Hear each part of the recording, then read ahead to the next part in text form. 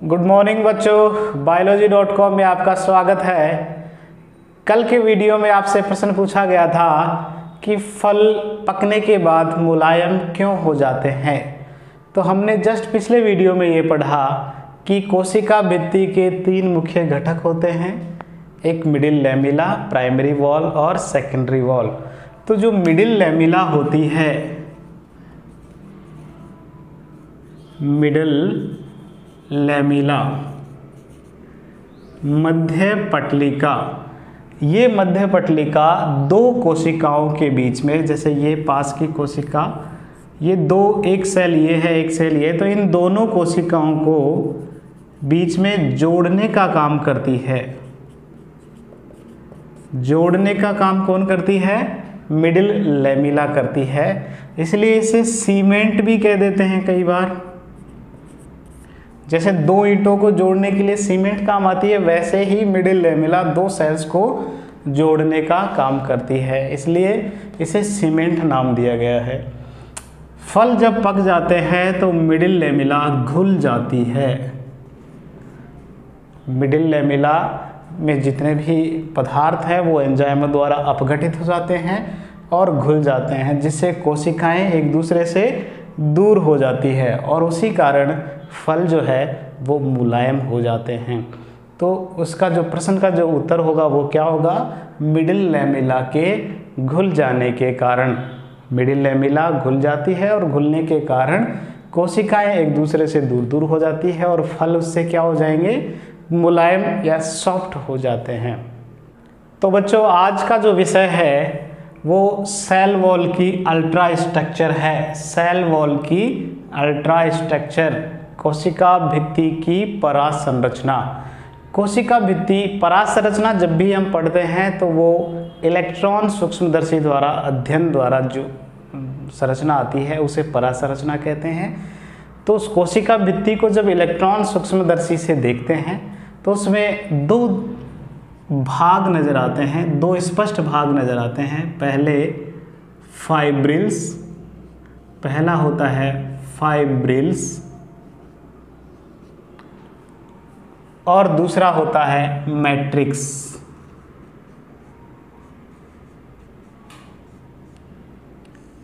पहला फाइब्रिल्स और दूसरा मैट्रिक्स।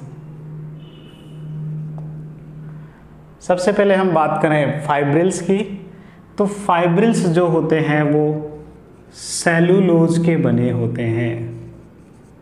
फाइब्रिल्स किसके बने होते हैं? सेलुलोज के बने होते हैं। ये फाइब्रिल्स मुख्यतः primary wall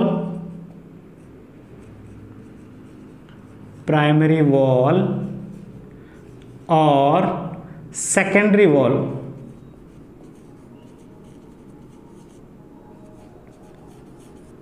fibrils primary wall और सेकेंडरी वॉल्स में बिखरे हुए पाए जाते हैं। इनका जो व्यवस्था है फाइब्रिल्स की वो भी विशेष तरीके से होती है। फाइब्रिल्स प्राइमरी वॉल में तो अनुप्रस्थ रूप से ट्रांसवर्स रूप से, और सेकेंडरी वॉल में जो है वो समानांतर रूप से व्यवस्थित होते हैं।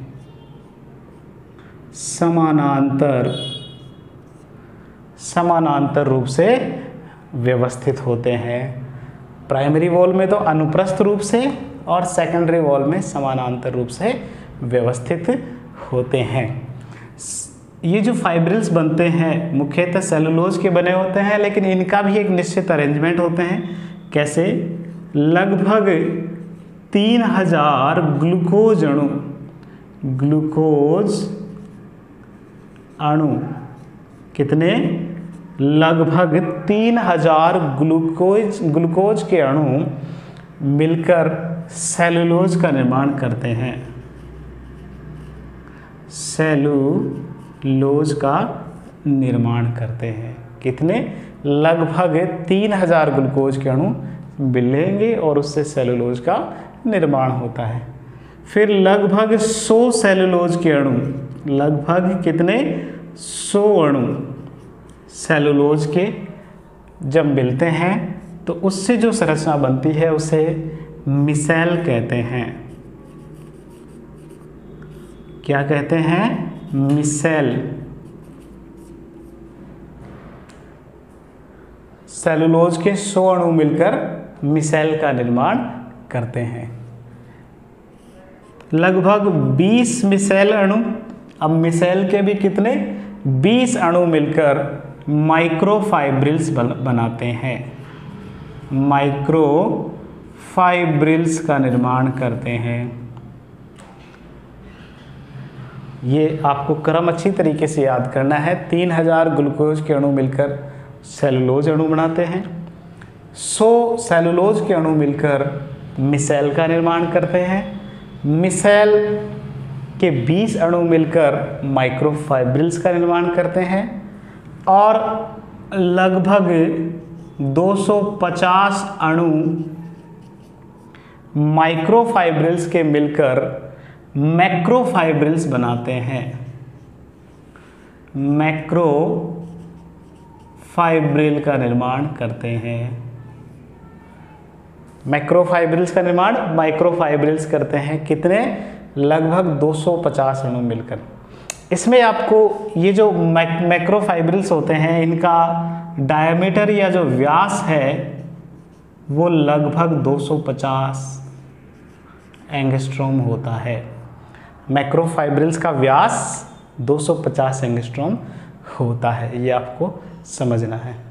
अभी आपको यहाँ एक चित्र आपको अभी देखेंगे इसी चीज़ को समझाते हुए कि किस तरह सेलुलोज के 100 अणु मिलकर मिसेल बना रहे हैं, मिसेल के 20 अणु माइक्रोफाइब्रिल्स बना रहे हैं, माइक्रोफाइब्रिल्स के लगभग 250 अणु मैक्रोफाइब्रिल्स बना रहे हैं। इसका आप एक यहाँ चित्र देख रहे होंगे। माइक्रोफाइब्रिल्स जो हैं उनके बीच बीच में ये जो इस तरह तंतु जब प्राइमरी वॉल और सेकेंडरी वॉल में व्यवस्थित हो जाएंगे तो उनके मध्य में उनके बीच में जो रिक्त स्थान बच गया उस सारे रिक्त स्थान में मैट्रिक्स भरा होता है। क्या भरा होता है? मैट्रिक्स भरा होता है। तो जो नेक्स्ट अपना इसी का दूसरा भाग जो हमें नजर आता है वो होता है मैट्रिक्स। तंतुओं के अलावा, फाइब्रिल्स के अलावा बाकी सारा भाग जो होता है वो मैट्रिक्स होता है। क्या होता है? मैट्रिक्स होता है। अब हम मैट्रिक्स की बात करें तो मैट्रिक्स मुख्यतः सेलुलोज के अलावा जो अन्य घटक हमने पढ़े थे पिछले वीडियो में, जैसे लिग्नीन, सुबेरीन, क्यूटीन, टेनिन, इसके अलावा इसमें और मुख्य घटकों में जल भी होता है। कैल्शियम और मैग्नीशियम के लवण होते हैं।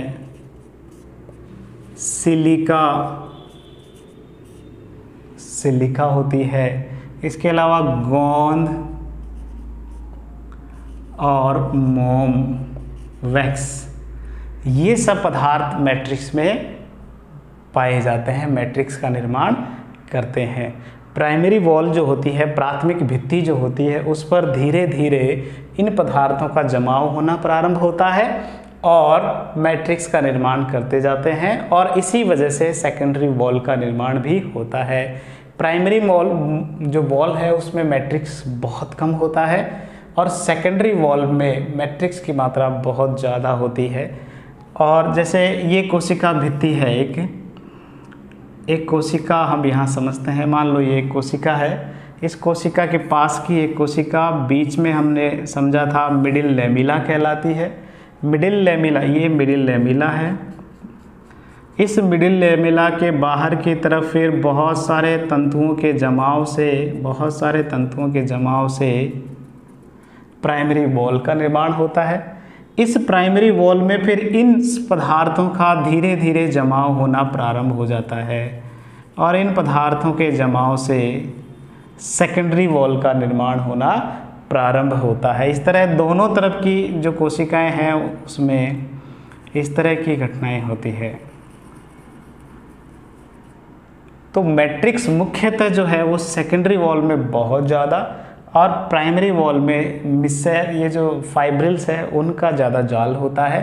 आप अभी एक चित्र जो हमने पिछले वीडियो में दिखाया था, इस चित्र में भी आप वो देख सकते हो कि जो सबसे ऊपर जेली जैसी जो परत दिख रही है, वो जेली जैसी परत तो मिडिल लैमेला है। उसके नीचे जो नीले रंग के जो क्रॉस तंतु से नज़र आ रहे हैं, वो वाली जो परत है वो प्राइमरी वॉल होती है। और उस प्राइमरी वॉल में आप बहुत सारे तंतु आप देख रहे हैं नीले रंग में, वो तंतु जो है वो सेलुलोज के बने होते हैं, फाइब्रिल्स बनाते हैं, फाइब्रिल्स कहलाते हैं। ठीक है, इनके मध्य में इन सब पदार्थों का जमाव होता है जो मैट्रिक्स कहलाती है। क्या कहलाती है? मैट्रिक्स कहलाती है। तो आप इस चित्र से इसे अच्छी तरीके से और समझ सकते हैं।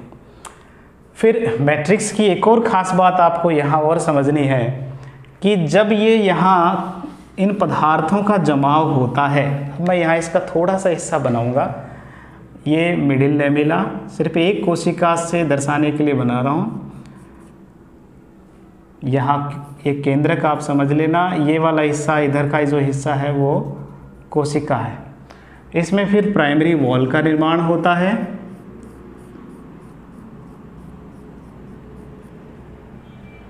फिर उसके बाद में इन सब पदार्थों के लिग्निन, सुबेरिन, क्यूटिन, इन सब पदार्थों के जमाव होने से, इन सब पदार्थों के जमाव होने से सेकेंडरी वॉल, द्वितीयक भित्ति का निर्माण होता है। लेकिन ये जो पदार्थ है और तंतु जो है कुछ स्थानों पर नहीं पाए जाते, कुछ स्थानों पर इनका जमाव नहीं होता है। कुछ स्थानों पर न तो तंतु पाए जाते हैं और ना ही वहाँ मैट्रिक्स व्यवस्थित होती है, जिससे वहाँ एक चैनल बन जाता है, जिससे वहाँ एक चैनल का निर्माण हो जाता है। खास बात यह है कि चैनल की कि ये चैनल जब इधर ये कोशिका है, कोशिका संख्या 1, तो दूसरी तरफ भी कोशिका होगी। ये चैनल दूसरी तरफ भी लगभग समानांतर ही व्यवस्थित होते हैं। दूसरी तरफ भी ये चैनल एकदम सीधे ही होते हैं, जिससे क्या होता है, इसका जीव द्रव्य इस कोशिका से और इस कोशिका का जीव द्रव्य इस कोशिका से संपर्क में रहता है, कम्युनिकेट करता है, एक दूसरे के पदार्थों का आदान प्रदान कर सकता है। तो ऐसी जो ये बीच में जो ये इस तरह के चैनल्स बनते हैं, पिट बनते हैं, इन चैनल्स को प्लाज्मोडेस्मेटा कहते हैं। प्लाज्मोडेस्मेटा कहते हैं। बहुत महत्वपूर्ण प्रश्न है, बहुत सारी एग्जाम्स में ये पूछा जा चुका है, प्लाज्मोडेस्मेटा क्या है। तो कोशिका भित्ति के बीच में जो गर्त या इन्हें प्राइमरी पिट के, साधारणतः जब ये पिट बन गए, जो गड्ढे से बन गए, इन्हें प्राइमरी पिट कहते हैं, प्राइमरी पिट। और इसकी वजह से जो ये चैनल बन गए हैं, एक कोशिका से दूसरी कोशिका के बीच में जो लिंक बन गया, चैनल जो बना, उस चैनल को प्लाज्मोडेस्मेटा कहते हैं। क्या कहते हैं? प्लाज्मोडेस्मेटा। जैसे आपने बहुत सारे शहरों में, खास करके जो पहाड़ी क्षेत्र हैं, वहाँ बहुत सारे शहरों के बीच में जो पहाड़ होता है उसको काट के एक चैनल बना देते हैं दो शहरों को जोड़ने के लिए। जैसे जम्मू और कश्मीर को जोड़ने के लिए जवाहर टनल जो बना है, तो वैसा जो टनल है, वैसा जो टनल आप देख रहे हैं, ऐसी टनल जो बन रही है, वो टनल, दो कोशिकाओं के बीच की टनल जो है उसे प्लाज्मोडेस्मेटा कह सकते हो। आप इसे ऐसे समझ सकते हो, दो कोशिकाओं के बीच की ये जो टनल है, दो कोशिकाओं के बीच में ये जो टनल बनी, उस टनल को ही आप प्लाज्मोडेस्मेटा कहेंगे। ठीक है, दो कोशिकाओं के बीच में। और ये बने कैसे कि यहाँ तंतुओं का और तंतुओं पर मैट्रिक्स वाले पदार्थों का जमाव नहीं हुआ। आपको यहाँ ये बात और समझनी है कि बीच में इनके मिडिल लैमेला जरूर होती है, जेली जैसी ये जो मिडिल लैमेला है वो तो पाई जाती है, लेकिन मिडिल लैमेला पारगम्य होती है हर पदार्थ के लिए, इसलिए मिडिल लैमेला पदार्थों के आदान प्रदान में, स्थानांतरण में रोक टोक नहीं करती है।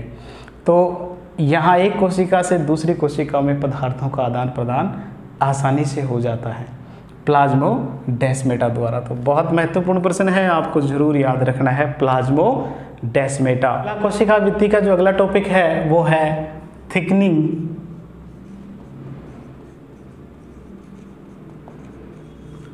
थिकनिंग ऑफ वॉल, कोशिका भित्ति का थिकनिंग, स्थूल यानी उसका मोटा होना, कोशिका भित्ति का और मोटा होता जाना स्थूलन कहलाता है। अभी जस्ट हमने पढ़ा भी कि कैसे मैट्रिक्स के जो विभिन्न पदार्थ है वो प्राइमरी वॉल पर उसके जो तंतु है उसके बीच बीच में जमा होते जाते हैं और कोशिका भित्ति धीरे धीरे आकार में मोटी होती जाती है, थिकन होती जाती है। ठीक है, इसी को थिकनिंग या स्थूलन कहते हैं।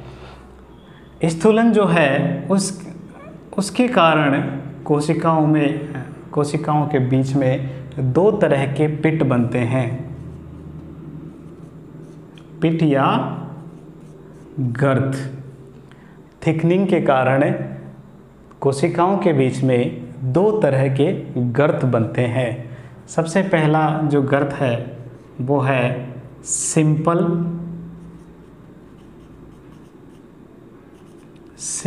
पिट और दूसरा है बॉर्डर्ड पिट। पहला साधारण गर्त, सरल गर्त और दूसरा है परिवेशित गर्त। इसे हिंदी में परिवेशित गर्त कहते हैं और सिंपल साधारण गर्त कहलाता है। तो जब कोशिकाओं पर, जैसे मैं इसको ऐसे समझाऊं, बीच में ये मिडिल लैमेला है, उसके बाद प्राथमिक भित्ति में इस तरह तंतुओं के जमाव से प्राथमिक भित्ति प्राइमरी वॉल बनती है। इस प्राइमरी वॉल पर फिर पदार्थों के मैट्रिक्स के जमाव से सेकेंडरी वॉल बनना प्रारंभ हो जाती है। लेकिन कुछ स्थानों पर सेकेंडरी वॉल जो है और तंतुओं का जमाव नहीं होता। कुछ स्थानों पर तंतुओं का और मैट्रिक्स का जमाव नहीं होता है, तो वहाँ गर्त बनते हैं। क्या बनते हैं? गर्त या पिट बनते हैं। जब गर्त सीधा सिंपल बेलनाकार बने, जब गर्त कैसा बना, एकदम सीधा सिंपल और बेलनाकार, तो ऐसे गर्त को सिंपल पिट, साधारण पिट, सरल पिट कहते हैं। सिंपल पिट में क्या होगा, वो सीधा बेलनाकार होगा और सामने की जो कोशिकाएं हैं उसकी जो आसन कोशिका है, जो पास की जो कोशिका है, उसका भी ये गर्त उसके सम्मुख होगा, सामने होगा। ऐसा गर्त सिंपल पिट, साधारण पिट कहलाता है। बेलनाकार होता है केवल, और सारे के सारे जो पिट होंगे वो एक दूसरे के आमने सामने होंगे, जिन्हें हम प्लाज्मोडेस्माटा कहते हैं। ये सिंपल पिट होते हैं। ठीक है, उसके बाद दूसरे हैं बॉर्डर्ड पिट। बॉर्डर्ड जो पिट है वो भी इसी तरह बनते हैं। वहाँ पर भी तंतुओं और मैट्रिक्स का जमाव नहीं होता है, लेकिन इन पर बाद में द्वितीयक भित्ति जो है वो इस तरह उठकर ऊपर आ जाती है। गर्त पर फिर उसके बाद में द्वितीयक भित्ति उठकर इस तरह उसको ढक लेती है, थोड़ा सा मेहराबदार हो जाती है। इसे मेहराब कहते हैं। मेहराब, जैसे मंदिरों और मस्जिदों के ऊपर आपने एक ऊपर गुंबद देखा होगा ना, वैसा गुंबद सा बन जाता है पिट के ऊपर। ठीक है, मेहराब उसी को कहते हैं, गुंबद को। गुंबद का जो अंदर का भाग आप देखते हो यूँ गोल, उसे मेहराब कहते हैं। और यहाँ पर भी मेहराब नज़र आ रहा है। ठीक है, तो मेहराबदार जब पिट बनते हैं तो ऐसे पिटों को बॉर्डर्ड पिट कहते हैं। क्या कहते हैं? बॉर्डर्ड पिट कहते हैं। ये इस तरह दोनों तरफ ही इस तरह उस पर मेहराब बन जाते हैं। क्या बन जाते हैं? मेहराब बन जाते हैं। ऐसे पिट को हम बॉर्डर्ड पिट कहते हैं। तो द्वितीयक भित्ति, सेकेंडरी वॉल का इस तरह उठ के ऊपर आना, ये जो ऊपर उठकर जो भाग आया, उस भाग को बॉर्डर कहते हैं। क्या कहते हैं? बॉर्डर कहते हैं। और यहाँ जो ये पिट बने, उन पिट को हम बॉर्डर्ड पिट कहते हैं। बॉर्डर्ड पिट कहते हैं। यहाँ आप दोनों पिटों में एक खास बात आप बार बार नोट करो कि मध्य पटलिका तो इनके बीच में ऐसे की ऐसे ही रहेगी हमेशा। मध्य पटलिका ऐसे ही रहेगी, वो दोनों के बीच में ज़रूर पाई जाएगी, लेकिन ये सभी पदार्थों के लिए पारगम्य होती है, तो यह है कोई अड़चन पैदा नहीं करती विभिन्न पदार्थों के लेन देन में। लेकिन इस मिडिल लेमेला के जो भी बॉर्डर्ड पिट में एक और ख़ास बात होती है, मिडिल लेमेला यहाँ थोड़ी और थिकन होती है। बॉर्डर्ड पिट में मिडिल लेमेला ज़्यादा थिक होती है, स्थूलित होती है, इस तरह थोड़ी मोटी होती है। और ऐसे भाग को, ये जो इस तरह जो थिकन भाग है मिडिल लेमेला का बॉर्डर्ड पिट के अंदर, ये जो बॉर्डर्ड पिट है परिवेशित गर्त में मिडिल लेमेला का जो ये फूला हुआ भाग है, इस फूले हुए भाग को टोरस कहते हैं। बहुत महत्वपूर्ण बिंदु है, आपको जरूर याद रखना है। परिवेशित गर्त में मध्य पटलिका का फूला हुआ भाग टोरस कहलाता है। किसमें? परिवेशित गर्त, बॉर्डर पिट में बीच में मध्य पटलिका मिडिल लेमेला फूली हुई, उसे क्या कहते हैं? टोरस कहते हैं। और ये टोरस एक तरह से वाल्व का काम करता है। क्या काम करता है? वाल्व का काम करता है। जैसे नल में वाल्व होता है ना कि वो पानी को मोड़ने का काम करता है, वैसे ही टोरस भी जो है इधर जैसे ये यहाँ कोशिका एक कोशिका होगी, इधर दूसरी कोशिका होगी, इनके बीच में जो पदार्थों का जो लेन देन हो रहा है, जीव द्रव्य का जो आदान प्रदान हो रहा है, उसे ये टोरस कंट्रोल करता है, वाल्व की तरह काम करता है। जब दोनों कोशिकाओं में प्रेशर बराबर है, अगर दोनों तरफ से प्रेशर दबाव जो है वो बराबर होता है, तब यह मध्य में होता है और पदार्थों का लेन देन आसानी से हो जाता है। लेकिन जब दोनों तरफ से दबाव बदलता है तो यह थोड़ा एक तरफ खिसक जाता है, और ये छिद्रों को बंद कर देता है, जिससे पदार्थों का लेन देन बंद हो जाता है। तो इस तरह हमने जब थिकनिंग पढ़ा, और थिकनिंग में हमने देखा कि सेल वॉल पर दो तरह के पिट बनते हैं। सेल वॉल पर दो तरह के पिट या गर्त बनते हैं थिकनिंग के दौरान। कुछ स्थानों पर थिकनिंग नहीं होती, वहाँ गर्त बनते हैं, और वो गर्त पिट जो है वो दो तरह के होते हैं, सिंपल पिट और बॉर्डर्ड पिट। नेक्स्ट है कोशिका भित्ति की उत्पत्ति। तो साधारणतः आपको सिर्फ इसमें इतना ही याद रखना है, कोशिका भित्ति की उत्पत्ति गोल्जी बॉडी और अंतःप्रद्रवी जालिका से होती है। कोशिका भित्ति की उत्पत्ति गोल्जी बॉडी और अंतःप्रद्रवी जालिका से होती है। जब कोशिका विभाजन होता है तो जो अंतिम अवस्था है टेलोफेज, वहाँ से ही कोशिका भित्ति का, टेलोफेज के अंत जो अवस्था है, वहाँ से कोशिका भित्ति का निर्माण प्रारंभ हो जाता है, जिसमें मुख्य योगदान अंतःप्रद्रवी जालिका का है। यहाँ एक प्रश्न आपको और याद रखना है जो बहुत महत्वपूर्ण है।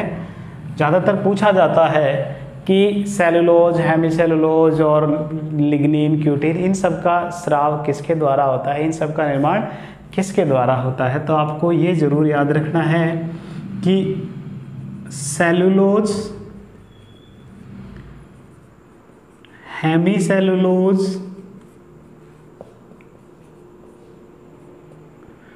पैक्टिन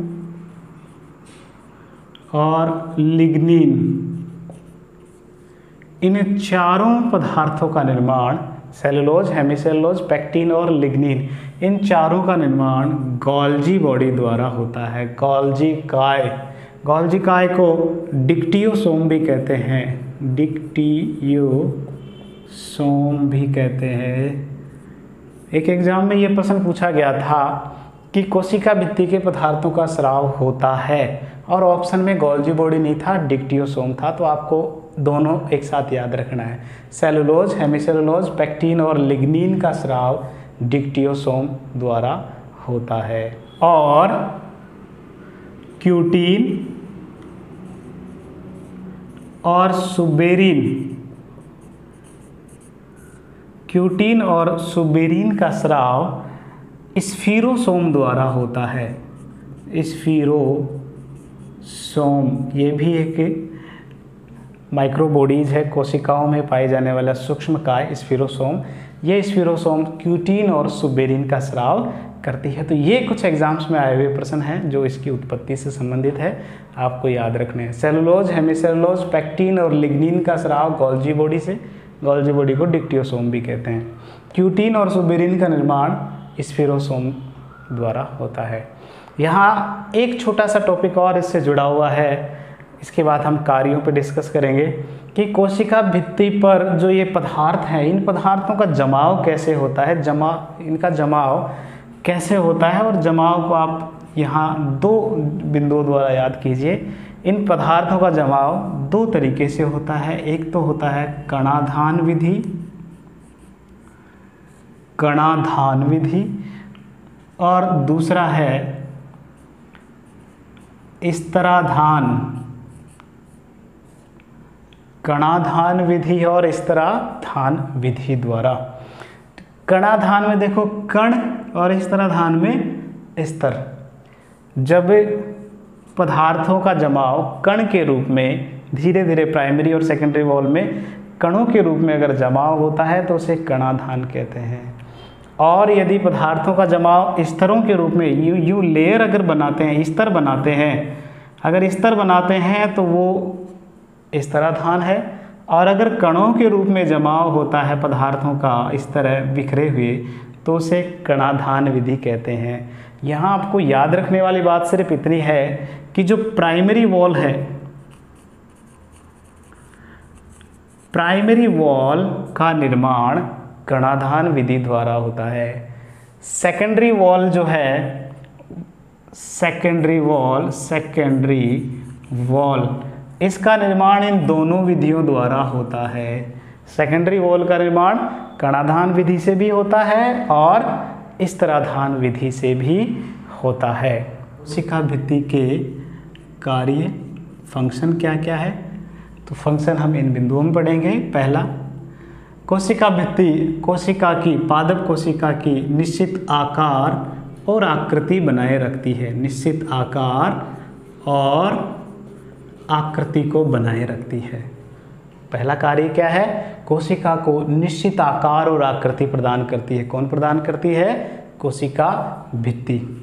दूसरा, संवहन। हमने अभी देखा कि प्लाज्मोडेस्माटा 2 कोशिकाओं के बीच में पाया जाता है टनल की तरह, और विभिन्न पदार्थों के संवहन में सहायता करता है। तो कोशिका भित्ति विभिन्न पदार्थों के संवहन में भी सहायता करेगी। 2 कोशिकाओं के बीच में पदार्थों के लेन देन में भी सहायता करेगी। तीसरा, यांत्रिक शक्ति, यांत्रिक शक्ति प्रदान करना।